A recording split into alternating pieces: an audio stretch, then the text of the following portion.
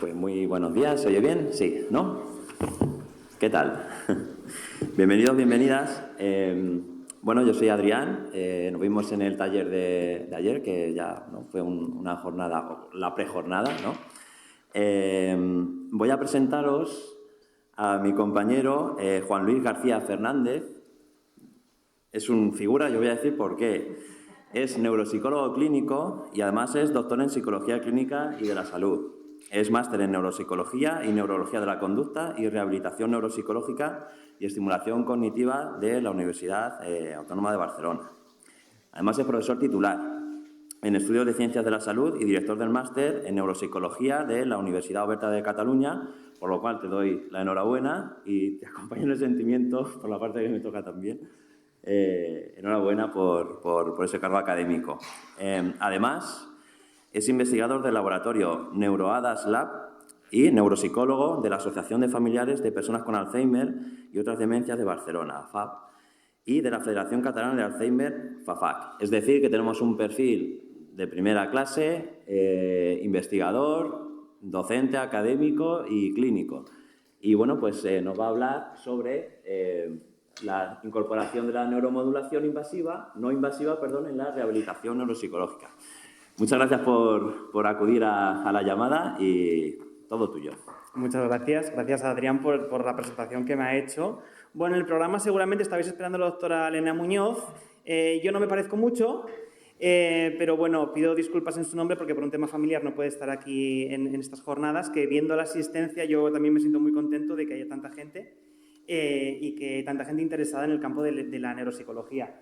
Yo sí tengo un perfil muy variado, muy variopinto, he toqueteado muchas patologías diversas y ahora pues sí trabajo en clínica, en docencia y en investigación. No tengo el paquete completo de viaje.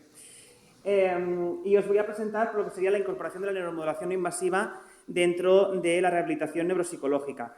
Antes de continuar, ¿cuántos de vosotros y de vosotras sabéis de neuromodulación o trabajáis en neuromodulación? ¿Podéis levantar la mano? Una. Vale, dos. Bien, vale, bien, vale. Bien. Bueno, pues entonces no os preocupéis. Yo os intentaré explicar de la mejor manera posible. No soy Elena, que lo explica muy bien, pero bueno, voy a intentar ajustarme. La primera vez que a mí me hablaban de neuromodulación cerebral no invasiva, de esto ya hace unos cuantos años, mi cara fue esta. Y yo dije, ay, Dios bendito, ¿qué van a hacer en una sala de experimentos peligrosos? Van a electrocutar a la persona, ¿no? Y cuando se lo explicas a una persona que le vas a aplicar algún tipo de neuromodulación invasiva, su cara al principio, si no lo explicas bien, es esta. Después la cara va pasando a esta. A continuación, esta cara también lo hacen algunos profesionales cuando le explicas lo que vas a hacer, y lo que consiste en la neuromodulación. Después su cara va pasando tranquilamente a esta, y cuando después la persona comienza y le explicas muy bien y ve lo que vas a utilizar, porque le enseñan los instrumentos, se da cuenta de que esto es lo que vas a realizar.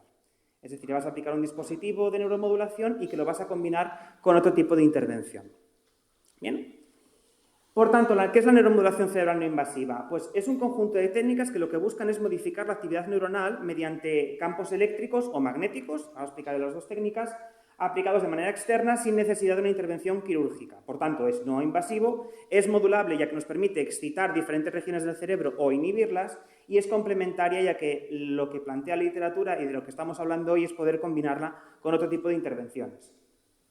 A nivel de técnicas, tendremos principalmente dos cuando hablamos de neuromodulación no invasiva. Por un lado sería la magnética, que es la TMS, y por otro lado la eléctrica, ¿vale? La TS. A partir de aquí tenemos un porrón, ¿vale? De cada una de ellas empiezan a salir diferentes versiones en función de qué utilicemos.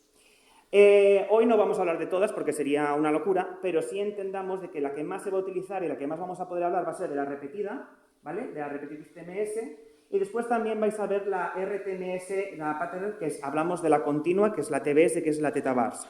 La Theta Bars ya os adelanto, para tener un símil, para entendernos muy bien. Cuando vais al gimnasio y de repente veis el programa HIIT, ¿no? De intervención física en 30 minutos vas a conseguir no sé cuántos resultados porque es una intervención intensiva, esto sería un poco el símil si hablamos de neuromodulación. Y después tendremos la eléctrica. En la eléctrica seguramente la TDCS la habéis escuchado de manera recurrente, porque de hecho está cogiendo mucha importancia tanto en el campo de la intervención, no únicamente de la intervención neuropsicológica, sino también de la psicología, de otras variantes y también del campo de la neurorehabilitación. Y aquí tendríamos lo que sería la TDCS y la TACS, de la cual no hablaré hoy, pero también es otra versión que que está cogiendo también bastante impulso, sobre todo en el campo de la investigación, dada las posibilidades que también genera. Pero centremos principalmente en TMS y en TDCS. Cuando hablamos de evidencia y hablamos de literatura, este tipo de técnicas no es algo nuevo, no apareció el año pasado, sino que lleva muchos años de recorrido. De hecho, la TMS, los primeros artículos parten de 1985 y ha ido evolucionando. Y si veis la TDCS, la eléctrica, ya realmente la literatura empieza a hablarse a partir de los años 2000. Ahora, a nivel de publicaciones, si no me equivoco, a nivel de neuromodulación anda en torno a este último año dentro de unas 6.000 publicaciones al año, hablando de neuromodulación cerebral no invasiva. Y si juntamos en esta búsqueda lo que es estudios de evidencia de rehabilitación neuropsicológica con combinación tanto de TMS como de TDCS, nos encontramos, pues bueno, que en este último año, 2025, tenemos casi cerca de 40 publicaciones de ensayos realizados y con resultados. Es bastante en nuestro campo. Es decir, con relevancia. En 2026 ha bajado porque estamos todavía en marzo, pero es verdad que los estudios publicados plantean que como siga esta tendencia durante este año, subirá el número de resultados y de estudios publicados en este año 2026 comparado con el 2025. Y hay que entender que más del 40% de las publicaciones sobre neuromodulación y rehabilitación cognitiva se han producido entre el 2021 y el 2026. Es decir, hace muy poquito tiempo. Es decir, aún tenemos mucho margen para la aplicabilidad de la técnica. ¿Cuál es la base de la técnica? La base es abordar la neuroplasticidad.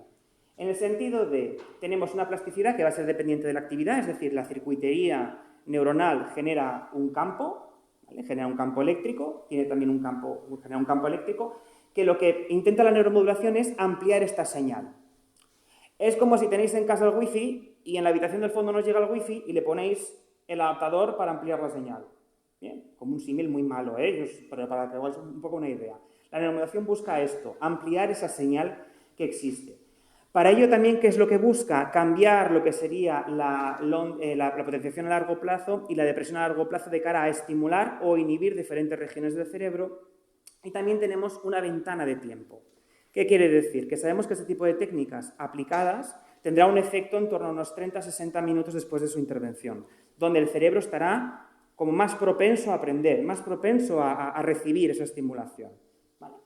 Y también sabemos que este tipo de estimulación beneficia la liberación de la BDNF, que para quien no lo sepa está relacionado con lo que sería la génesis y la conectividad cerebral. Por tanto, ya hablamos de una técnica que no es como hacemos en el campo de la rehabilitación, que es que aplicamos, ¿no?, a nivel de top-down, a nivel de conciencia y entrenamos una función, sino que intentamos trabajar sobre el cerebro cambiando lo que es el campo eléctrico de esta circuitería. Y para ello también utilizamos los paradigmas del balanceo interhemisférico. Para quien no lo sepa, después de una lesión cerebral, sobre todo después de un ictus, ¿no?, el hemisferio donde ha sufrido el ictus tiene una hipoactividad y el hemisferio sano tiene una tendencia a una hiperactividad. Es decir, se hiperactiva de cara a intentar, ¿no?, compensar lo que me falta. ¿Qué pasa con esto? Que esto lo tendremos que ir reduciendo. Es decir, lo que buscamos aquí con la neuromodulación es reducir la excitabilidad del hemisferio sano, potenciando la excitabilidad del hemisferio que está afectado. Busquemos de nuevo ese equilibrio interhemisférico. Esto no lo hemos inventado nosotros, esto es de Kirchberg, de 1977, y también cuando hablamos, por ejemplo, de negligencia visoespacial, es uno de los paradigmas de cara a la explicación de este tipo de alteraciones. Por tanto, al final, estas dos técnicas, que son todo y que apliquen más o menos las dos son de neuromodulación, cada una funciona de manera diferente. La TDCS, la eléctrica, le ponemos a la persona un electrodo, que es un ánodo, que emite una corriente eléctrica que va hacia un cátodo, que es el receptor. Esto lo que provoca es, ahora lo veremos, es incrementar lo que sería la activación de toda esa región cortical desde el ánodo hasta el cátodo. Mientras que la TMS lo que está buscando es generar un campo magnético que genere y que provoque un potencial de acción, que provoque, como está mal dicho, pero para explicarlo, como que provoque el chispazo, ¿no? Es decir, provoquemos ese chispazo para que ese circuito se active, mientras que la TDCS lo que busca es favorecer que el circuito esté lo más activo posible. ¿Vale? Por lo tanto, uno directamente va a provocarnos una chispa, mientras que el otro va a buscar lo que es la activación del circuito. ¿Cómo también lo podemos ver muy bien? Cuando aplicamos una TMS, seguramente, si habéis visto vídeos, sobre todo en la carrera, que se pone bastante, la TMS tiene la capacidad de, si tú estimulas, por ejemplo, un área motora y está el brazo en reposo, activa el brazo, ¿no? O si, por ejemplo, una persona quieres que deje de hablar, activas, pero mejor dicho, inhibes lo que sería la región de Broca y la persona se queda sin capacidad de poder articular palabra durante un periodo de tiempo muy corto. Sin embargo, la TDCS no provoca este efecto, sino que la TDCS lo que busca es que ese cerebro esté como caliente, vamos a llamarlo así, ¿vale? Como que esté preparado para. También depende de muchas más variables, pero bueno, aquí también hablaremos de qué suponen las dos técnicas en relación a también coste-beneficio, también para que lo podáis ver, ¿eh? Pero, sin embargo, también tenemos que tener en consideración, y creo que es la base de esta charla, es que ambas técnicas son complementarias a cualquier otro tipo de intervención. Es decir, se pueden combinar tanto con farmacología como con psicoterapia, fisioterapia, nuestra propia intervención neuropsicológica, todo es complementario. Y es lo que tenemos que ver. Las técnicas aisladas provocan cambios, pero no es lo que buscamos. Lo que buscamos es que sean un complemento a nuestra técnica, a nuestra intervención. ¿Ya os he hecho spoilers de la charla? Sí, eso es lo que buscamos. Vale. Combinarlas. La neuromodulación, la TMS, que provoca este campo magnético, provoca este cambio en la... provoca este chispazo, mal dicho. Como podéis ver, es un dispositivo bastante farragoso. Es decir, es un dispositivo, una máquina estática, que en algunas ocasiones puedes tener un neuronavegador, como aparece en la parte de arriba, para realizar la estimulación, y en otros momentos estás tú con la bobina sujetando en la zona y, por Dios, que no se mueva ni la cabeza ni tú. ¿Vale? Para ello también lo que utilizamos es que no aplicamos la TMS sobre el cerebro de una manera aleatoria, sino que nos basamos en el modelo 10-20 de EEG para conocer las regiones diferentes donde poder aplicar la estimulación. Y para ello también tenemos en consideración que la TMS, como veíamos antes, ¿no?, en aquel diagrama, tiene un conjunto diferente de diferentes tipos, ¿no? En este caso, diferentes tipos de pulsos. Tenemos el pulso simple, que es el que, por ejemplo, si yo estimulo, activo el brazo. Después tenemos el pulso doble y después lo que más vamos a utilizar dentro del campo de la intervención va a ser la TMS repetida de baja frecuencia, que lo que busca es inhibir una región, la TMS repetida de alta frecuencia, que lo que busca es excitar y activar una región específica, y después la estimulación teta-VAS, que es lo que comentaba antes, que es como el HIIT, ¿no? Es que en menos tiempo de estimulación conseguimos más. Ya diréis, vale, pero ¿cuánto menos tiempo? Pues la TMS normalmente las sesiones habituales van entre 30 y 40 minutos, mientras que la teta-VAS igual lo podemos hacer en 10 o en menos. Depende del protocolo que tengamos de activación. Por tanto, a nivel de tiempo se reduce mucho. No es lo mismo hacer 20-30 minutos de TMS y luego hacer una intervención física, por ejemplo, que hacer 7 y que al momento pase con el fisio para poder realizarla, o con el terapeuta ocupacional para poder realizar la intervención. Los tiempos cambian, ¿no? Y el tiempo al final también es dinero. Bien. Todo esto lo que va provocando es activar, ¿vale? Activar o inhibir en una región muy concreta. La TDCS, que va a generar el potencial de acción, la TDCS lo que va a provocar es una despolarización de la membrana de la neurona para provocar que desde el ánodo hasta el cátodo toda esa región se active. Os hago un spoiler. ¿Cuál es la diferencia? La TDCS, el área de activación es mucho más amplia que la TMS, que es mucho más concreta y mucho más específica. Por tanto, si yo quiero estimular un punto muy concreto, a nivel cerebral mucho más profundo, miré a una TMS. Si yo quiero activar una región mucho más amplia, en función de qué tipo de patología también tendré, me iré más a la TDCS. Del ánodo al cátodo, y es verdad que, por ejemplo, a nivel de aplicabilidad es mucho más sencillo. Y diréis, bueno, ¿y cómo es que es mucho más sencillo? Ahora veréis el porqué. El modelo de rehabilitación interhemisférica, como comentaba antes, es la base del tipo de intervención en el cual, por ejemplo, podemos realizar una estimación inhibitoria con TMS, con RTMS repetitiva a menos de 1 hercio para provocar una inhibición de una región específica. Pero también podemos realizar un poco lo mismo, aunque no sea el mismo efecto, la misma intensidad, utilizando una TDCS a nivel de cátodo de inhibición. Y lo mismo podríamos hacer a nivel de excitación, ¿vale? En el otro hemisferio. En el hemisferio sano lo que buscamos es inhibir y en el hemisferio afecto lo que buscamos es estimular. Que hagan fotos y continúo. Hasta aquí, más o menos claro, ¿no? Bien. Lo que os decía antes, ¿por qué la TDCS puede ser más práctica? Porque hemos pasado de una máquina que pesa un buen quintal y que tiene que estar en un sitio fijo y que consume a nivel eléctrico, consume una cantidad importante, a un dispositivo que puede ser portátil. Entonces, si te pones a mirar y tú tienes una clínica tuya de rehabilitación que dices, quiero empezar con técnicas de neuromodulación, la primera, y como siempre dice Elena Muñoz, el primer planteamiento es decir, ¿por qué no empezamos con una TDCS? La TDCS, como podéis ver, existen diferentes dispositivos de TDCS. Por ejemplo, el de arriba es de Soma, que por ejemplo el de Soma está validado para utilización en depresión, fármaco resistente. Tiene 2 electrodos, son bilaterales y se produce la estimulación. Ya está. Por ejemplo, el del medio que podéis ver, que yo es el que más uso, es el de Soterix, que en función de la combinación, es decir, en función de dónde pongamos los electrodos, que como veis son estas esponjitas de aquí abajo, que realmente son de 5×5, ya os explicaré por qué el 5×5, provoca esa estimulación. Pero este tipo de dispositivos permiten que la persona lo pueda llevar al domicilio y realizar la estimulación bajo nuestra supervisión en el domicilio. Que algunos de los estudios que se han planteado, tanto por ejemplo en Estados Unidos, hace poco la doctora Ana Carnes presentaba resultados de un estudio de utilización de la TDCS para personas con esclerosis múltiple y consumo de cannabis en el domicilio en Estados Unidos, en 25 estados. Para quien se acuerde del mapa de Estados Unidos, no únicamente hay Nueva York y Los Ángeles, sino que por medio de mucho, pues podían, ¿no? Llegar gracias al uso de ese tipo de dispositivos, controlándolo vía telemática. Y también nosotros hemos utilizado y estamos utilizando un estudio con el Hospital de Tarrasa, con la doctora Maite Garolera, utilizando ese tipo de dispositivos en el domicilio para personas con COVID persistente, para el abordaje de la fatiga. Y después, otro tipo de dispositivos, que es también un dispositivo que aborda más, sería el de Neuroelectrics, que es el casco, que es inalámbrico, que es muy bonito y que permite también no únicamente realizar una estimulación en un punto, sino que permite también poder, en función del número de electrodos y de canales, poder hacer una estimulación mucho mayor en diferentes áreas. Cada uno tiene un precio. Ya os lo digo, ¿vale? Bien. Las intensidades. Cuando hablamos de cuál es la intensidad, fijaros, estamos haciendo entre 1 miliamperio y 2 miliamperios. Es poco.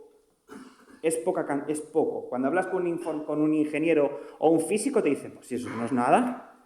Es decir, no es nada.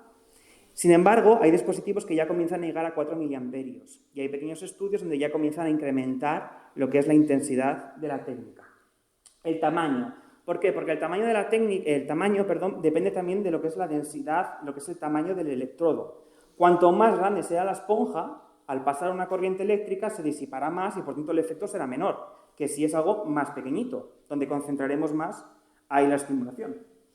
Y, lógicamente, también lo que provoca este tipo de dispositivos es que también podemos realizar una estimulación biemisférica a la vez. Es decir, podemos estimular en varias partes en función del dispositivo que utilicemos, principalmente el de Neuroelectrics, que nos permite poder utilizar en diferentes áreas. Por lo tanto, también tenemos efectos. Hay efectos adversos.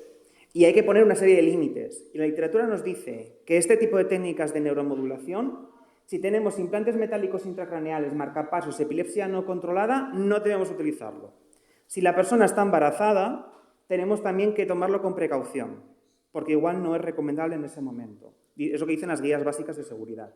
Y también si tenemos lesiones cutáneas en la zona del electrodo. Pero si os fijáis, a nivel de efectos de la TDCS, hay picor y hormigueo, que esto es bastante común. Les pica tanto la región donde haces la estimulación como en el cátodo, por donde sale lo que sería la corriente eléctrica. Puede provocar un eritema cutáneo. Hay cefaleas, poco común, pero existe la posibilidad, ¿vale? Sobre todo cefalea más tensional. Pueden aparecer fosfenos si estamos estimulando regiones más corticales o occipitales. Y también puede provocar cierta quemadura cutánea. Cuando digo cierta, es poca. Pero claro, esto utiliza suelo salino, no agua. Que ha habido alguna persona que, claro, en su casa, pues dicho, pues como el electrodo está, que nos lo he dicho, está húmedo, pues le echo agua. Claro, el agua lo que provoca es la quemazón, ¿vale? Pero el suelo salino no. Y también a nivel de coste-beneficio, claro, primero de todo el precio. Los dispositivos de TDCS van entre 2.000 y 7.000, subiendo en función de los impuestos que nos ponga el Trump, porque muchos dispositivos vienen de Estados Unidos, entonces el precio se va incrementando. Y también requieren pues, el consumo de que los electrodos, hay que cambiar los electrodos para cada una de las sesiones, por lo tanto también es un coste que se va añadiendo. con respecto a la TMS, que es una inversión entre 50.000 y 120.000 euros y subiendo, en función también de si metes más cosas y depende de qué tipo de máquina utilices. Por tanto, fijaros ya directamente lo que supone el dispositivo. Si bien es cierto, son dos dispositivos que vuelvo a decir lo mismo, son dos técnicas diferentes. En función de lo que quieras, tiras más para una TMS si dispones de ella que para una TDCS. Después también lo que buscas es la focalidad. Como decía antes, la TDCS es como una focalidad un poquito más amplia, mientras que la TMS es mucho más específica, mucho más concreta, pudiendo llegar incluso hasta 5 centímetros dentro de la corteza de estimulación. Eso es bastante, ¿no? 5 centímetros, ponemos a mirar. Bien. Mientras que la TDCS se queda en una estimulación más superficial, hasta 2 centímetros, pero aún así hace esa estimulación. Los dos están avalados, habiendo dispositivos de la FDA de Estados Unidos que ya están avalados para el uso de la depresión, farmacoresistente como os comentaba antes. La aplicación simultánea. La TDCS, como ya veréis después, es mucho más fácil poder aplicarla de manera simultánea con otro tipo de intervención en el momento, mientras que la TMS tienes que hacerla antes o después. ¿La curva de aprendizaje baja o alta? La curva de aprendizaje baja quiere decir que es más fácil aprender TDCS que TMS. Porque la TDCS es mucho más sencillo porque es colocar el montaje. Si el montaje lo has colocado de manera correcta y te has formado en la utilización de montajes, sabes qué áreas tienes que utilizar y qué áreas tienes que estimular, con respecto a la TMS, que requiere una formación mucho mayor para conocer el dispositivo y saber exactamente dónde estimular. Y el uso en domicilio, lógicamente la TDCS, como os he comentado, es mucho más fácil. Por tanto, ¿esto es seguro? La respuesta es sí. La respuesta es sí no porque lo diga yo, sino porque muchos profesionales avalan en base a las guías clínicas que se van utilizando, porque, por ejemplo, se han valorado, aquí no pone el número, pero hay una cantidad importante de estudios realizados con toda la trayectoria que llevamos con TMS y con TDCS que avalan la seguridad de la técnica, donde, por ejemplo, no hay efectos adversos serios en más de 30.000 sesiones realizadas en pacientes y en personas sanas. Y hay protocolos que no avalo yo, protocolos que avala la doctora Antal, que avala el doctor Pascual Leone, que avala el doctor Simone Rossi, o que también avala el doctor Jean-Pascal Lefebvre. Nunca sé decir bien el apellido, así que perdonadme. Pero ellos, que son los que avalan ese tipo de técnicas y son los que llevan muchos años trabajando en ese tipo de abordajes, plantean cuáles son las guías clínicas específicas de abordaje y de seguridad de este tipo de estudios. Es decir, no estimulamos donde nosotros queramos, estimulamos porque hay unos estudios que nos avalan de decir dónde debemos estimular para cada una de las patologías. Y ahora, desde hace poquito, desde el año pasado finales, también tenemos una guía española sobre el uso de la neuromodulación, principalmente en psiquiatría y en trastornos psiquiátricos, que está avalado por la Sociedad Española de Psiquiatría. Por tanto, Adrián, muy bien de tiempo, porque me estoy enrollando como un mono. Sí. Vale. Tenemos hasta las 11 vale. La primera ponencia. Por tanto, ¿mejoran las funciones cognitivas este tipo de abordajes? ¿Vosotros qué creéis? ¿Que sí o que no? Que sí, que no, que me lo invento. ¿Os estoy vendiendo la moto? ¿Soy un comercial aquí encubierto de alguna de las técnicas? ¿No? Vale. Funcionan. No son la panacea, ¿vale? No es un milagro, no es Lourdes, pero funcionan y provocan cambios. Provocan cambios que también vemos avalados por diferente literatura relacionada a metaanálisis de diferentes tipos de estudios y en diferentes patologías. Donde, por ejemplo, si hablamos únicamente de regiones corticales y de funciones cognitivas, podemos ver que tanto la atención y el procesamiento con TDCS anódico en el córtex dorsal prefrontal, principalmente en el derecho, se produce un incremento de la atención sostenida. Si utilizamos TMS repetitiva de alta frecuencia, también sobre el dorsolateral derecho, mejora la velocidad de procesamiento, teniendo un efecto moderado del efecto de esta técnica. Si hablamos de memoria de trabajo, principalmente casi todos los estudios se centran en memoria de trabajo, activando el hemisferio, la región dorsolateral prefrontal izquierda, observándose cambios también en pruebas neuropsicológicas. Cuando hablamos de funciones ejecutivas, volvemos de nuevo a utilizar tanto TDCS como TMS en la misma región dorsolateral prefrontal izquierda, que parece ser que es uno de los nodos más significativos dentro del campo de abordaje y de estimulación, sobre todo para funcionamiento ejecutivo y atención. Y la memoria de trabajo, que lógicamente, como sabéis, está relacionada con la memoria y con la adquisición de nueva información, por tanto, estamos también trabajando todo el circuito. Y una cosa que tenemos que tener en consideración, el cerebro es de muy mala manera, como los ejemplos que os he puesto antes, El cerebro es como la red eléctrica de vuestra casa. ¿Qué quiere decir? Que si enchufáis un secador en el baño y está un poco húmedo, ¿qué va a pasar con los plomos? ¡Puf! ¿No? Y tú dirás, pero si estoy en el baño, ¿qué pasa? Porque la red eléctrica es un canal que no hay una resistencia y produce toda la estimulación a lo largo de todo ese continuo dentro de esa circuitería. Y lo mismo nos pasa a nosotros, en nuestro cerebro, porque nuestro cerebro es electricidad. Por tanto, si yo estimulo un nodo, lo que también busco es que esa estimulación de ese nodo lleve a estimular también el resto de red eléctrica y de la circuitería cerebral. Es decir, no únicamente una zona, sino también el efecto al resto del cerebro. En este caso hablamos de funcionamiento ejecutivo o hablamos de atención. Y a nivel también de lenguaje y afasia también existen estudios donde plantean la TDCS más bien anódica sobre el área de Broca que permite la incorporación, o que permite, la mejora de lo que es la articulación. Es verdad que no hay mucha evidencia sobre el uso de TDCS y de TMS en afasias no fluentes, que es una de las limitaciones también, lógicamente, porque sabemos muchas veces las afasias no fluentes, las Wernicke's, en algunos momentos, las fluentes, en algunos momentos hay también ese componente conductual que dificulta muy mucho también utilizar este tipo de técnicas. Cuando hablamos de metaanálisis y de revisiones más allá y de evidencia de la estimulación cerebral no invasiva y las funciones cognitivas, también referimos y vemos que existen artículos de los últimos años.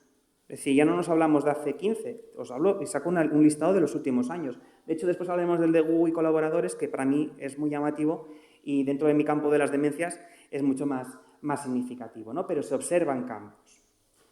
Cuando hablamos de patología neurológica y hablamos de nuestro campo, vemos también que existe evidencia en la literatura en diferentes patologías, principalmente traumatismos, demencias, que es donde más se ha estudiado, y en ictus, traumatismos, demencias e ictus. Y como os decía antes, también existe más evidencia tanto en esclerosis múltiple como en otro tipo de patologías. Y lo que se ve y lo que se plantea en la literatura es que, por ejemplo, en ictus, utilizar para la parte motora del ictus TDCS anódico en M1 ipsilateral mejora lo que sería la movilidad del brazo contralateral, pero también provoca un efecto, y vemos que hay un efecto a nivel de funcionamiento cognitivo. Cuando hablamos de lenguaje, hacer una TDCS sobre el área de Broca, junto con un logopeda y una intervención logopédica, lógicamente, como os decíamos antes, hay que hacerlo en combinación con, se produce también una mejor este tipo de intervención. A nivel de cognición general, sobre todo en estudios donde utilizan pruebas de screening, principalmente en personas con demencia, se observa que hacer TMS repetitiva de alta frecuencia sobre el profrontal dorsolateral izquierdo provoca un incremento de la mejora. Lógicamente, estamos trabajando y volvemos de nuevo. Si hago TMS sobre el córtex prefrontal izquierdo, que es una circuitería, lo que estoy haciendo es activar todo. ¿Vale? Y hay que tener en cuenta también el timing, el efecto, ¿vale? Es decir, hay un mayor efecto en la fase subaguda entre 1 y 6 meses después de la lesión cerebral. Cuando hablamos de traumatismos, volvemos de nuevo a tener más o menos mismas combinaciones, todo, y la TDCS es la que más se ha utilizado también por lo que comentaba antes, por el tema de la epilepsia. Sabéis que en daño cerebral hay mucha propensión a que una persona pueda tener epilepsia. En este caso, el traumático, según alguna literatura, tiene algo más de evidencia o de posibilidades de generar un trastorno epiléptico, y aquí lo que se induce es utilizar la TDCS bilateral.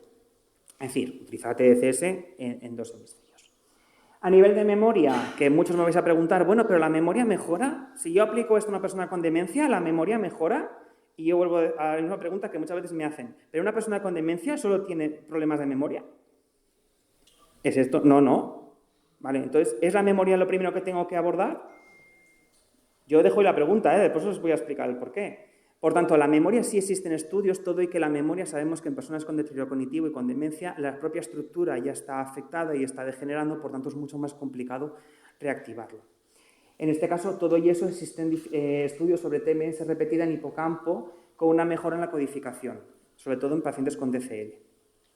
La fatiga también se ha abordado y se sigue abordando, y cada vez hay más literatura sobre el uso de la fatiga tanto en ictus como en long COVID, como en fibromialgia, como en esclerosis múltiple, como otro tipo de patologías que cursan con fatiga. Y, un importante, la precaución. Hay que valorar muy bien en la neuroimagen previa si es posible o no es posible realizar ese tipo de abordajes. ¿Por qué? Como decía antes, porque el TCE puede cursar con epilepsia y depende qué tipo de de lesiones pueda tener, no es recomendable utilizarla. Por ejemplo, TC abierto, un TC abierto con una craniotomía descompresiva, pues no vamos a plantear el uso de la TMS justamente sobre el cerebro, porque no hay cráneo. Es de cajón, ¿no? Vale, pero hay que decirlo. Bien, y cuando hablamos de deterioro cognitivo y depresión mayor, también existe evidencia con respecto a esto y hay diferentes regiones donde podemos abordarlo. Y sí se plantea, y esto es muy importante, tengo que hablar un poco más de demencias, de que es mejor, y es mejor, me refiero, se observan mayores cambios o un beneficio mayor cuando trabajamos desde fases más iniciales, desde deterioro cognitivo leve o desde enfermedad de Alzheimer o demencia en estadio leve. ¿Vale? Y por tanto, siempre combinamos y siempre combinamos con otro tipo de intervenciones. ¿Vale? Vuelvo a ser muy pesado con el temita. ¿Vale? No lo podemos hacer de manera aislada, hay que combinar. Y esta es la evidencia de la efectividad tanto de la TMS como de la TDCS. A esto también le podéis hacer foto, si queréis. Daré más tiempo para que hagáis foto. ¿Vale? Es cierto que lo que es la evidencia de cada una de las técnicas también va en función, como sabéis, del número de estudios que van avalando la técnica. Y como el número de estudios va evolucionando, seguramente las próximas veces que hagan la revisión de la evidencia de cada una de las técnicas, alguna de estas patologías cambiará. Y las que están en el nivel C cambiarán al nivel B y las que están en nivel B cambiarán al nivel A. Pero existe, tanto en TDCS como en TMS, revisión con respecto a esto, pudiendo ver que la evidencia clínica para lo que es la evidencia, ¿no?, de eficacia, lo que es la evidencia A, que es, como sabéis, es la que mayor evidencia tiene, se plantea que es la TMS para depresión, dolor neuropático y rehabilitación motora post-ictus, y para TDCS la depresión. Pero como os decía antes, todo y que aquí arriba no veáis patología neurológica no quiere decir que de aquí a un tiempo haya evidencia suficiente para poder remarcar esto y que ese tipo de técnicas tengan evidencia, porque la literatura está evolucionando muy rápido. Nivel de eficacia, pues a nivel de fibromialgia, esclerosis múltiple, sobre todo la espasticidad, y TDCS, por ejemplo, en deterioro cognitivo en Parkinson. Hay evidencia suficiente para poder aplicarla. Y a nivel C de eficacia, por ejemplo, en heminegligencia, en pacientes que tienen un ictus, que han tenido un ictus, déficit cognitivo de enfermedad de Alzheimer, y también a TDCS en afasia. Todo y que sea, vuelvo a ser muy pesado, porque Elena es muy pesada con esto y me gusta también remarcar un poco la idea que ella quiere transmitir, ¿no? Que es que todo de que veamos una evidencia, un nivel de evidencia C, no quiere decir de que no sea bueno aplicarlo. Quiere decir de que la literatura aún no respalda para poder decir que es un B, un nivel B o un nivel A. Pero sí quiere decir de que existe ya evidencia del uso de esta técnica y de cambios de esta técnica, como os he ido enseñando en la diferente literatura. Por tanto, cuando hablamos de combinación con la intervención neuropsicológica, pues la combinación de TDCS y de TMS con programas estructurados de rehabilitación cognitiva o entrenamiento computerizado potencia las mejoras funcionales respecto a la intervención por separado. Ya hay literatura que avala esto, ya hay estudios que remarcan esto. Cuando hablamos de ictus, hablamos de que la TDCS combinada con rehabilitación mejora, pero también la TMS repetida también muestra una mayor efectividad con respecto a la TDCS. Pero claro, depende de qué tipo de paciente tengas, es mucho más fácil aplicar una TDCS que una TMS. Básicamente porque el paciente tiene que estar quieto, en la TMS tiene que estar quieto, parado, caminando para adelante, es decir, no te muevas mucho, mientras que en la TDCS tú le pones el dispositivo y puede mover la cabeza para donde la persona siente. Y si trabajáis con ictus y habéis trabajado con ictus, sabéis muchas veces las dificultades que hay para que la persona esté quieta, tiene una tendencia a moverse. En Alzheimer y en Parkinson también existe evidencia, en este caso, cuando hablamos de la TMS repetida, parece superior para cognición global con respecto a la TDCS, pero ahora os hablaré de TDCS en demencia, igual os sorprende un poco. En traumatismos también hay una evidencia limitada, pero más prometedora del uso de la TDCS. En trastornos de neurodesarrollo, para quien trabaja en infanto-juvenil, también se ha aplicado principalmente la TDCS y principalmente también tanto en patología de daño cerebral como en TDAH para la mejora de la capacidad atencional y en patología neurológica para también la mejora de la movilidad, con repercusión de efecto cognitivo. Y también en trastornos afectivos. Por tanto, ya os digo, como os decía antes, ¿ahora creéis más que esto funciona? ¿Ahora os lo estáis creyendo un poquito más? ¿Ahora las pruebas que os estoy enseñando parece ser que avalan un poco más el uso de estas técnicas? ¿Sí? Vale, ya veo caritas sonrientes, así que yo creo que sí.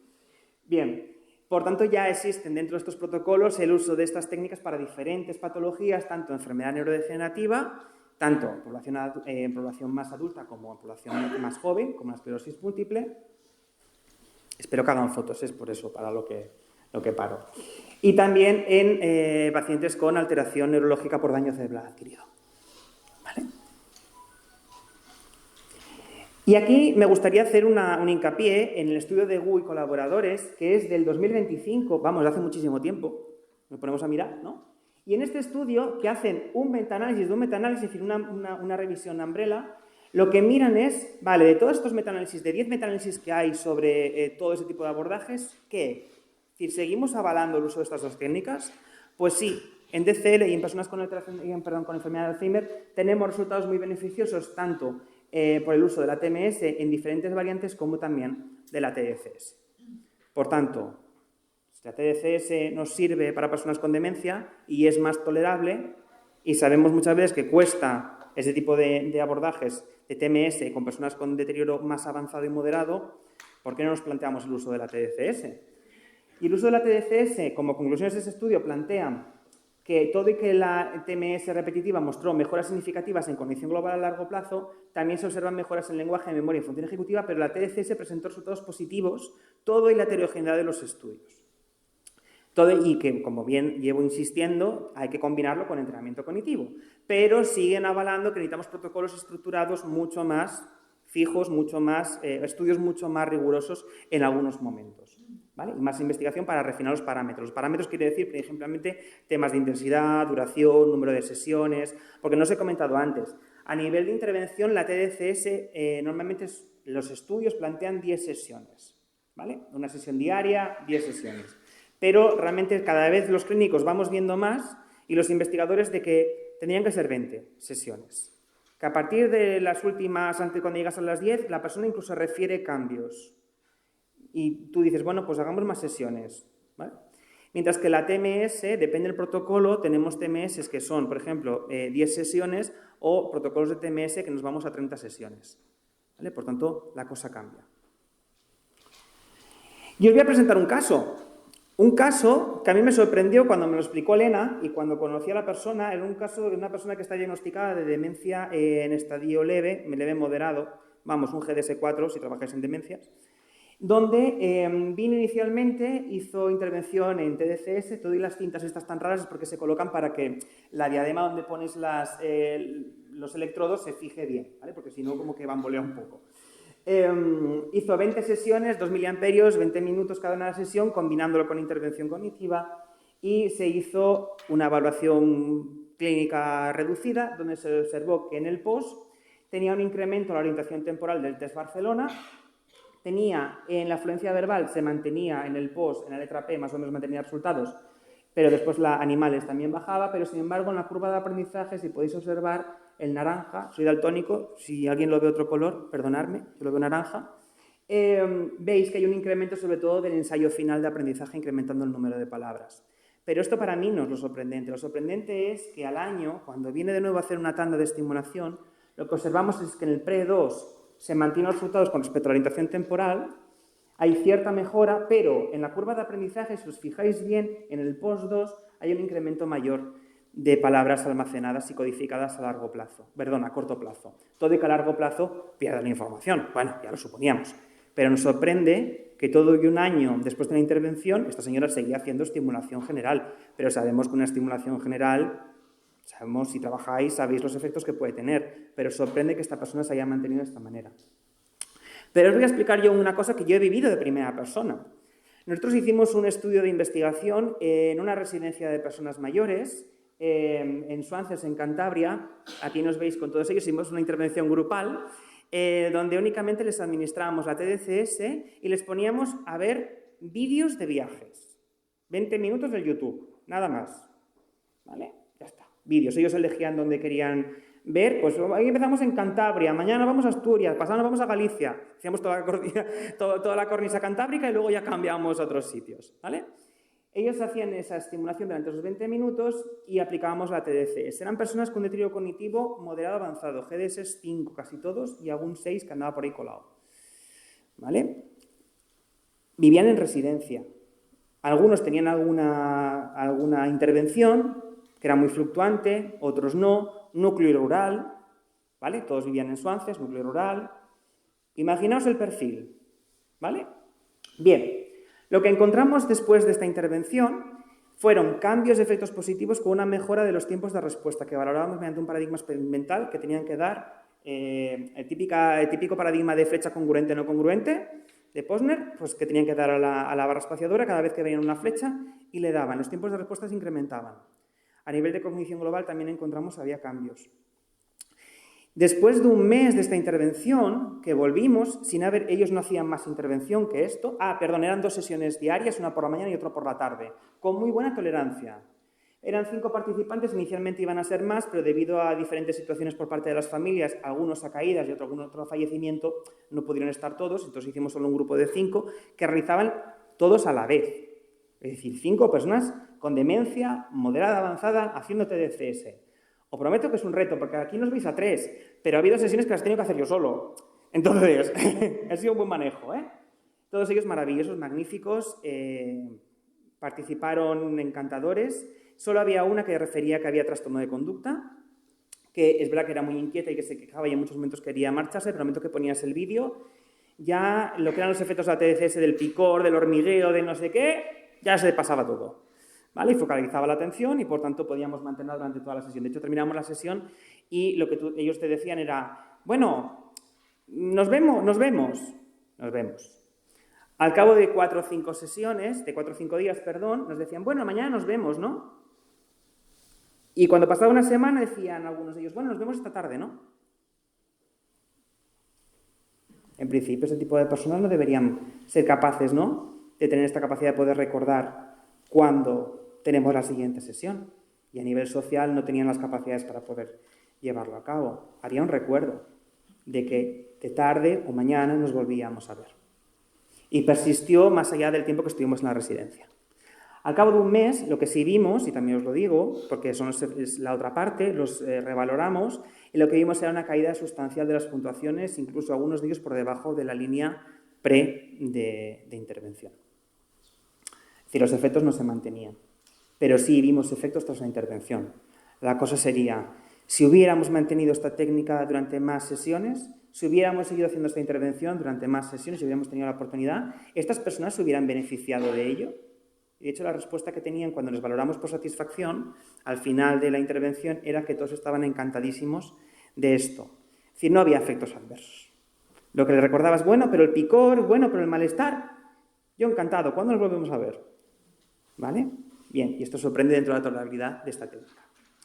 También existen estudios que están realizándose, por ejemplo, en este caso el estudio de Beatriz González con TDCS y TMS en pacientes con negligencia, donde realizan una intervención también combinada de TDCS con rehabilitación cognitiva y lo que ven y lo que plantean es, dentro de estos estudios, cambios a nivel de intervención después de, perdón que no os lo he dicho, son 10 sesiones, una sesión diaria de TDCS con intervención cognitiva en paciente con negligencia. Y observan a nivel general, únicamente esta es una de las participantes, cambios a nivel de valoración, sobre todo en lo que es a nivel de atención, a mayor incremento del campo atencional y mayor mejora con respecto a la sintomatología de la negligencia.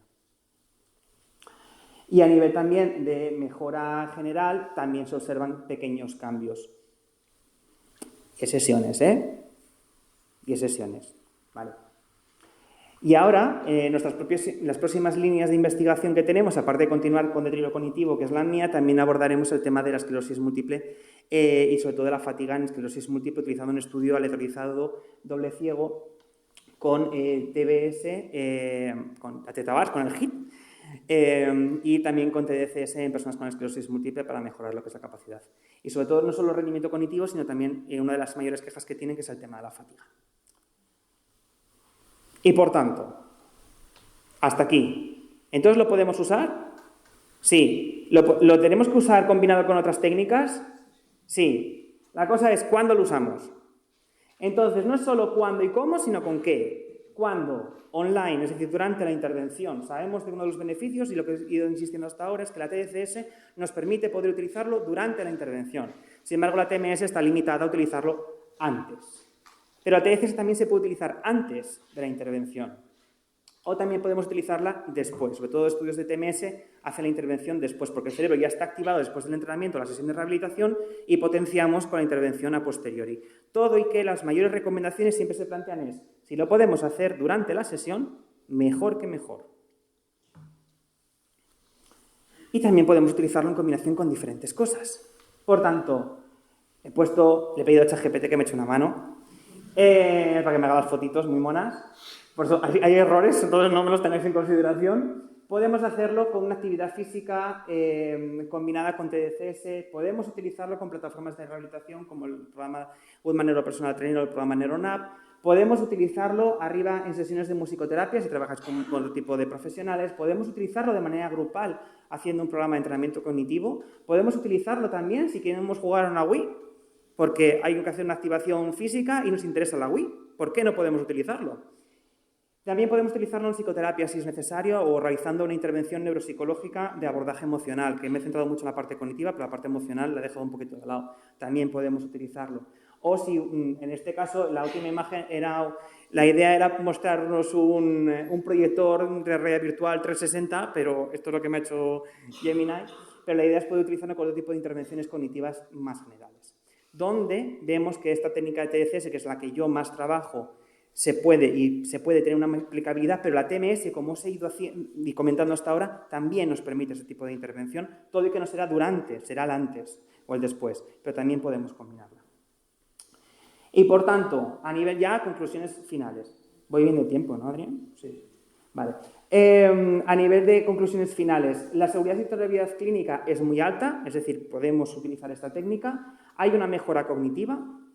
También hay una sinergia con la rehabilitación cognitiva, es decir, es lo que debemos aplicar y es hacia dónde debemos de ir. Otros profesionales de otras especialidades de neurorehabilitación lo están haciendo y nosotros también lo tenemos que hacer, ¿vale? Tenemos que mantener esta línea, porque sabemos la eficacia de esa sinergia entre las dos intervenciones.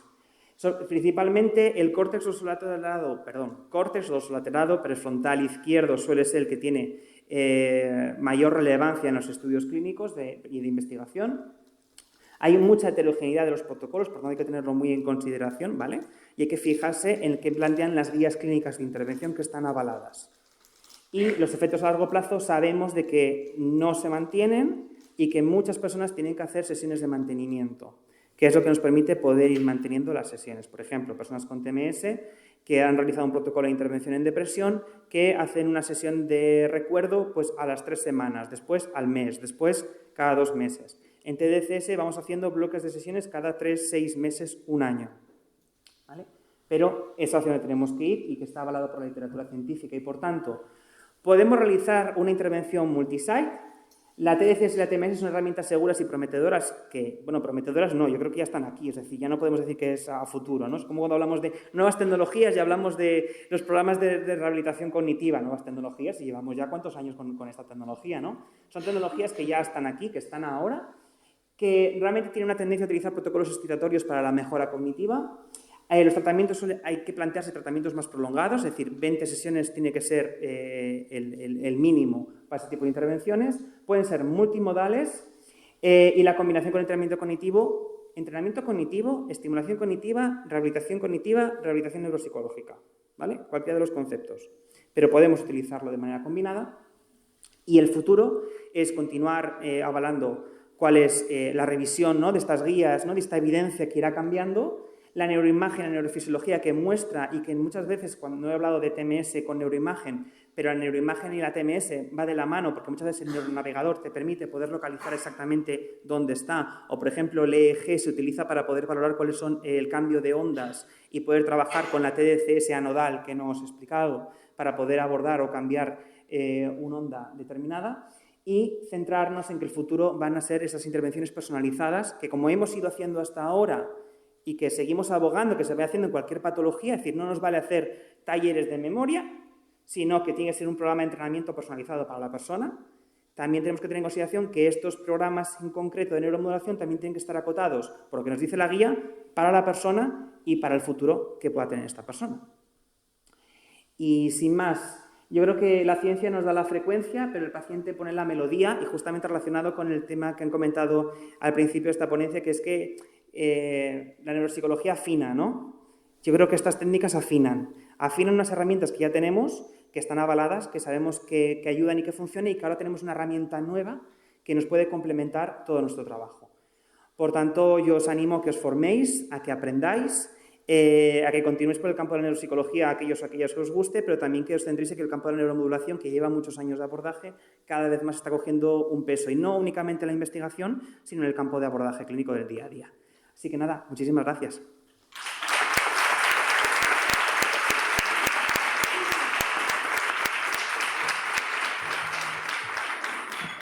Bueno, Juan, alucinante, de verdad. La verdad es que qué difícil es trasladar estos conceptos que a priori son muy complejos. Hay que saber de neurociencia, hay que saber de ingeniería, hay que saber de neuropsicología, pero la verdad es que a mí me ha sorprendido mucho, gratamente. Te agradezco un montón la charla. Yo creo que traer aquí estas técnicas de neuromodulación es la neuropsicología puntera y la verdad es que muy bien, muy bien. Y a mí, personalmente, me ha servido mucho porque yo, bueno, pues a nivel de investigación y a nivel de consulta, estoy detrás de la TDCS, luego hablamos a ver de esos precios, ¿vale? Los precios, el dinero. Es que el Sí. precio del dispositivo cambia. Claro, también en función, como has comentado, de los objetivos que uno tenga. Mira, yo a veces en la facultad hago orientación a estudiantes que se interesan por la psicología, por la neuropsicología. Y me hace gracia a veces, esto no sé si es algo que está en la sociedad, no sé qué opinarás tú, pero muchas veces me preguntan, no, es que yo quiero estudiar algo científico y la psicología para muestra un botón, ¿no? En psicología pues somos científicos y científicas de las emociones, de la conducta, de la cognición, en fin. Tenemos un ratito para hacer preguntas. Yo estoy seguro que en los asistentes pues habrá preguntas, habrá curiosidades. Por ejemplo, tenemos a Yolanda. No sé si hay algún micro por ahí o lo mismo, a ver si te podemos oír.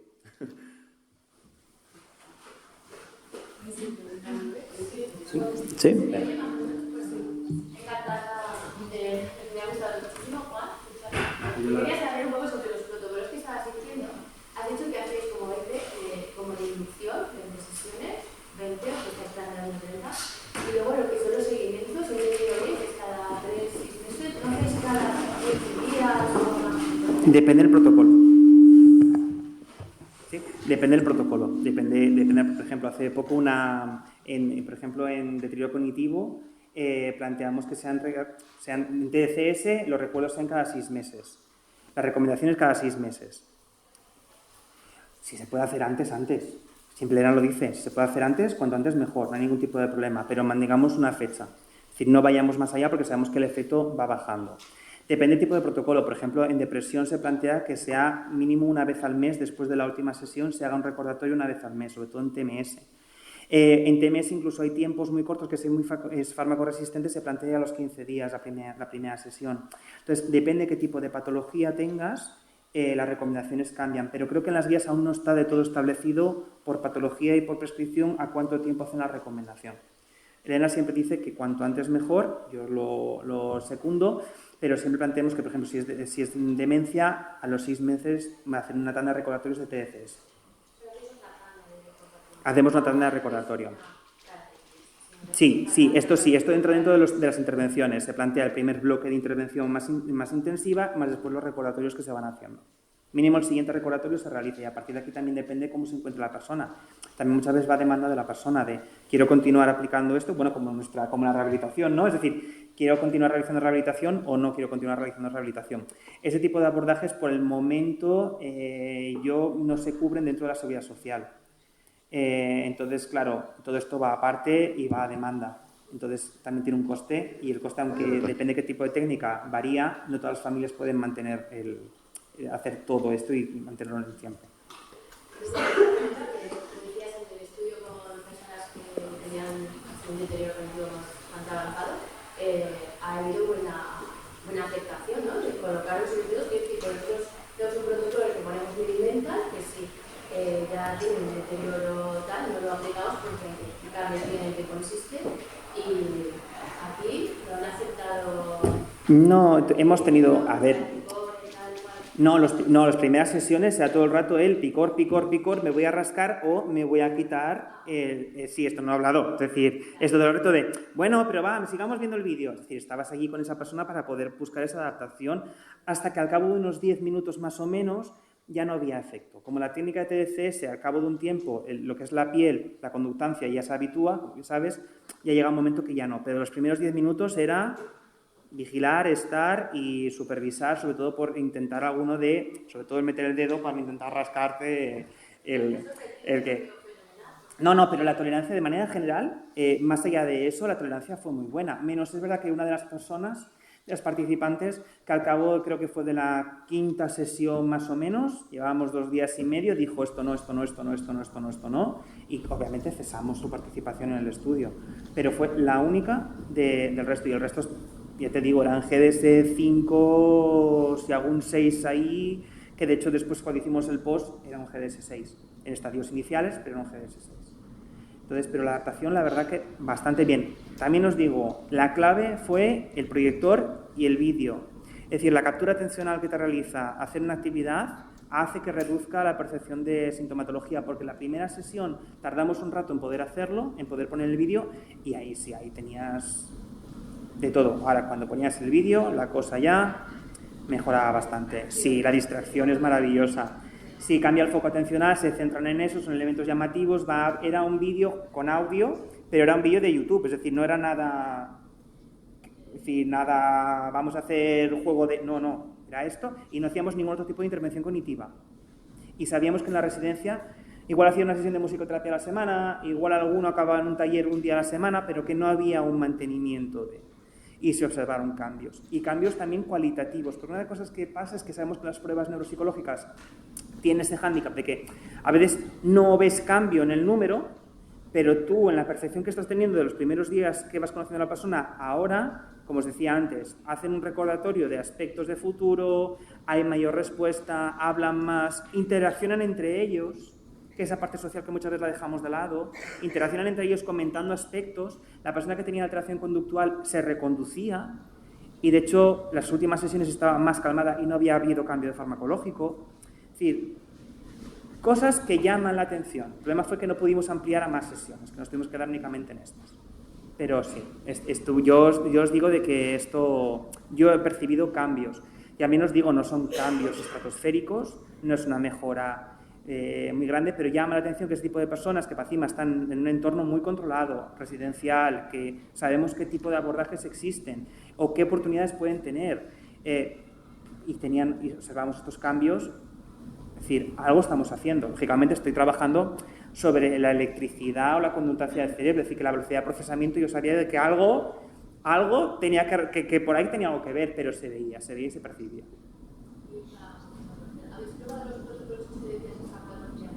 Todavía no, porque en las guías aún no está avalado, entonces aún no está, pero hay estudios de investigación en concreto donde ya plantean 3,5 o 4. Y yo creo que seguramente de aquí a unos años, igual algún protocolo establecido será por aquí. Sí. A ti. Muy bien, ¿alguna otra pregunta? Sí, por allí. Hola. Yo quería preguntar, bueno, has hablado mucho de población de deterioro cognitivo y demás. ¿Población infanto-juvenil? ¿Qué opinión tienes? Y sobre todo, concretamente, en autismo. En autismo sé que hay algunos estudios, pero no te podría decir mucho porque no es mi área en concreto, pero sí que hay literatura. Entonces, y la literatura como plantea, de hecho, una de las revisiones que he podido hacer en TEA, no me acuerdo si era TEA en adulto, era infanto-juvenil, no me acuerdo, pero había percepción de cambio. Pero no te puedo añadir más. En infanto-juvenil de manera general se ha hecho mucho estudio en TDAH y en TDAH se observa cambio. Y también en patología neurológica, pero por ejemplo también combinándolo con estrategia motora y con un cambio cognitivo. Pero sí está, además, los niños les pones el casco y yo lo he visto y les da igual que le pongas un casco, un gorro, lo que tú sea, lo aceptan. También la tolerabilidad es muy alta. En este sentido, al principio se quejan un poquito del picor en el TDCS, pero después el uso se hace y es muy fácil implementarlo con ellos. Pero en TEA, lo siento, no te puedo. Sí, hay literatura que lo avala. Sí. Vale, una última pregunta.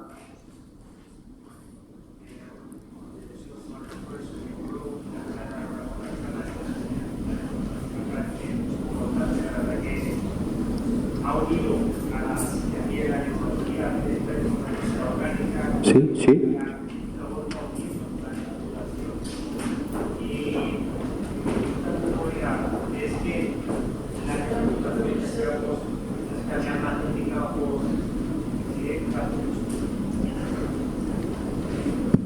Sí, se escucha. Vale. ¿Crees que la neuromodulación desecha la hipótesis amiloide, por ejemplo, en la enfermedad de Alzheimer, ¿no? La hipótesis amiloide, que es la hipótesis del depósito del beta-amiloide y al tau, y esta donanemab, lecanemab, que son los fármacos que se van a probar este año para su uso en la enfermedad de Alzheimer, pero sí, con neuromodulación tú eres capaz de encontrar mejoría en esos pacientes. ¿Crees que esa hipótesis no es la verdadera? ¿O que hay hipótesis alternativas, ¿no? Hipótesis vascular, la hipótesis... A ver, ¿O es tratamiento sintomático puro, la neuromodulación, no etiológico? A ver cómo explicarlo. Yo no descarto ninguna de las hipótesis de evolución.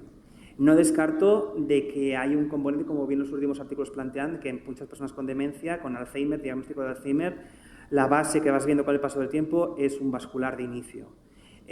No descarto nada, porque ahí no es mi campo y no descarto absolutamente nada. Pero lo que sí sé es que esto complementa todo. Y de hecho, en algunas personas que yo he tenido la oportunidad de estar, que han tomado en estudios las medicaciones, tanto lecanemab como donanemab, y han utilizado neuromodulación, se observa que este tipo de técnicas puede ayudar a una potenciación del estado en el que se encuentra la persona. No es descartar nada, no es irnos por ningún sitio, es complementar todo tipo de intervenciones. No es centrarnos en, bueno, medicación y ya está. No, es medicación más todo tipo de intervención que pueda aplicar la persona y que sepamos que puede tener evidencia. Yo iría más por aquí. Es decir, yo más que plantearme cuál es la causa o el origen, me planteo cómo intentar que ese circuito esté de la mejor manera posible.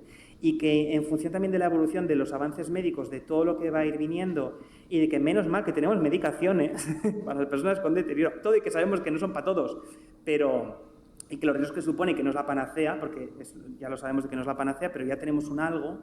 Yo creo que todo esto complementa todo. Y también, desde mi campo de vista y mi punto de vista, complementa tanto personas jóvenes que estamos diagnosticando a día de hoy, que cada vez tenemos un diagnóstico precoz, que el diagnóstico por biomarcadores está cambiando completamente el paradigma y que la rehabilitación cognitiva que podemos aplicarles en ese momento a estas personas se puede beneficiar del uso de neuromodulación, más la medicación si esa persona es candidata para la medicación. Yo creo que el camino es poder aplicar todo lo que tenemos para seguir beneficiando a la persona. De acuerdo, entonces puedes aplicarlo al resto de demencias, demencia por cuerpos de Lewy, demencia enfermedad de Parkinson, la frontotemporal... Sí. No he hablado de ellas porque me he centrado quizás más en el Alzheimer cognitivo, perdón, pero sí, la aplicabilidad es para cualquier tipo de demencia. Entonces, existe literatura que te avala, sobre todo en vascular, en cuerpos de Lewy, en Parkinson, como he mostrado antes, hay resultados para la mejora de la sintomatología no únicamente física, motora, sino también cognitiva. Es decir, avala, se puede utilizar. Y, de hecho, los estudios te refuerzan y te dicen, úsala. Si la persona lo tolera, la persona lo quiere utilizar y la técnica es adecuada porque no hay una serie de limitaciones, adelante. Pero hay que saber utilizarla también. Es decir, pero adelante. Es decir, sí, por esa parte sí. Y como bien decía Adrián antes, también un poco ya, porque creo que por tiempo, yo lo que he aprendido con a lo largo de los años desde neuropsicología, que tuve la suerte de formarme en el Instituto Goodman con Rocío y aprender muchísimo de ellos, fue que la neuropsicología no es únicamente hacer rehabilitación e intervención cognitiva, emocional y conductual, sino que es aprender de ingeniería, de nuevas herramientas, de nuevas tecnologías, de nuevos procedimientos y tener un background mucho más allá de lo que es el propio campo de la neurociencia y de la neuropsicología. Por tanto, yo animo a todos los estudiantes, como decías antes, ¿no?, a que el aprendizaje nunca ocupa lugar y que unas veces igual tienes reticencias a aprender una serie de aspectos, como a mí pasaba al principio con la neuromodulación, y yo ahora veo de que esto es una línea futura para poder continuar. Sí, totalmente de acuerdo. Bueno, pues perdonar si no hay más. ¿Tienes preguntas? Venga, pues la última, que a las 11 tenemos la siguiente mesa. Bueno, muchas gracias por tu exposición. Muy difícil, como decía Adrián antes, y muy comprensiva para los que además no trabajamos en el mundo de la neuropsicología, específicamente yo en el campo de la psicología clínica. Sí que me gustaría un poco comentar, que nos comentaras un momento la aplicación en el momento actual en los espacios aplicados tipo hospitalización, hospitales y demás, para poder un poco ver hasta qué punto es el desarrollo y qué desarrollo futuro. Y luego, por otro lado, dos cosas así como rápidas, pero que generan mucha... los estudios que habéis hecho, que como he hablado tanto, ¿hay comparación entre solamente los resultados que se obtienen en rehabilitación cognitiva estándar básica de siempre con la comparación con los actuales? Vale, estas serían las dos cuestiones. Una, aplicación, porque nos interesa desde el mundo aplicado, y la otra un poco en esos estudios para ver la perspectiva del futuro. De nada. Por una parte, empiezo por la última pregunta. Sí, hay estudios donde hacen la comparativa de lo que es el entrenamiento puramente cognitivo y lo que es el uso de la neuromodulación y básicamente se observan mayores beneficios de la neuromodulación. Pero, vuelvo de nuevo, es la combinación de ambas técnicas. ¿Vale? Es decir, no es que sea un efecto placebo ni que es... Bueno, depende, si utilizas sham, que es la versión placebo de la intervención, ahí es un efecto placebo, estás forzando un efecto placebo. Pero si utilizas activo, en principio los cambios, se observan cambios, y todo y que la estimulación cognitiva sabemos de las limitaciones de la evidencia del cambio, por ejemplo, en deterioro cognitivo. Pero la neuromodulación potencia esto. Yo creo que es una cosa que tenemos que verlo como añadida, no como exclusiva. Y con respecto a la aplicabilidad de la técnica en unidades hospitalarias, existen unidades hospitalarias donde se está realizando. Tanto temas de aspectos más de psicología clínica, por ejemplo, en depresión se utiliza bastante, depresión farmacoresistente, o en otro tipo de patología psiquiátrica. Por ejemplo, las guías de la Sociedad Española de Psiquiatría abordan también el trastorno obsesivo-compulsivo, las adicciones, es decir, y se plantea la neuromodulación, sobre todo la TDCS en este caso, pero también ITMS, para el abordaje específico de ese tipo de aspectos complementado con intervención psicológica y farmacológica. ¿Vale? No es exclusivo, sino a más de. Y otras unidades también se está utilizando dentro del campo de la rehabilitación. Es decir, que es un paquete completo. Y también se utiliza en evaluación. En evaluación motora, temas de abordajes o cirugías o aspectos de estos también se utiliza para conocer las áreas, localizaciones específicas de cada tipo de intervención. Es decir, que la neuromodulación se utiliza en muchos tipos. Me he centrado únicamente en lo que es campo de intervención, pero también en campos de evaluación. Y en la unidad hospitalaria existe. A nivel de gestión depende, tienes un profesional preparado. No hace falta que sea un profesional de la medicina, sino un profesional sanitario, que es lo que plantea la legalidad, y que tenga formación específica en el campo de neuromodulación. No sé si te he respondido. Sí, me ha respondido. Como ya no tenemos tiempo, que me están diciendo que sí que me ha respondido, pero sí que me quedan algunas preguntas que no Pues tengo después ahora. me las haces y no hay ningún problema. Pues nada, lo dicho, Juan, muchísimas gracias por esta pedazo de conferencia inaugural.